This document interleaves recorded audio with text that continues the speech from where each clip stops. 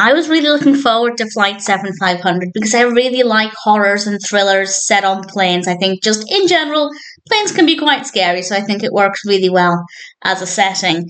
And having now watched it, I can confirm that it's not scary.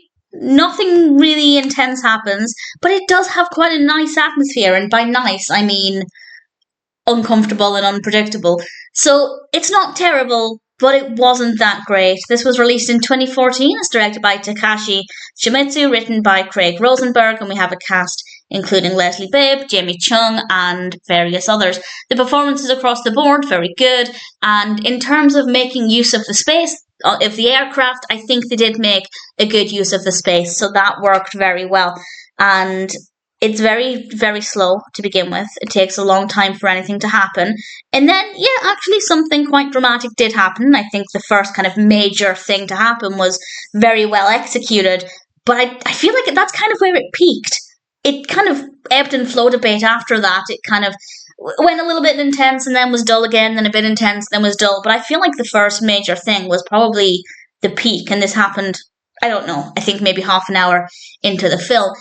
But I will say the reason, strange things start to happen and we are given a reason, and I won't explain what the reason is, but I quite liked it.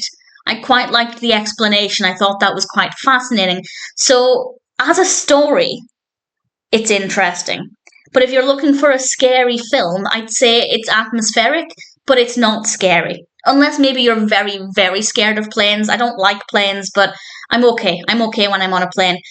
Unless you're phobic, I don't think it'll be a very scary experience. The characters are well enough written, but I didn't particularly care for anybody. I wasn't emotionally invested in anybody, but nobody irritated me, so that's not too bad.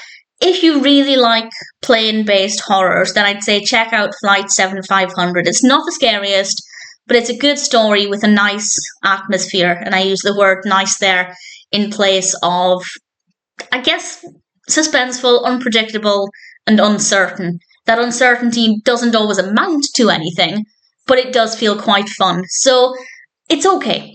It's not the most intense experience, but if you like plane-based films, then sure, check it out. If you're just looking for a recommendation for a really scary, thrilling film, it's not going to be that. But if you're curious, if it might appeal to you, then I'd say sure, check it out. Flight 7500 is not amazing, but I guess I came away from it feeling fairly satisfied, and I'm pretty happy to recommend it.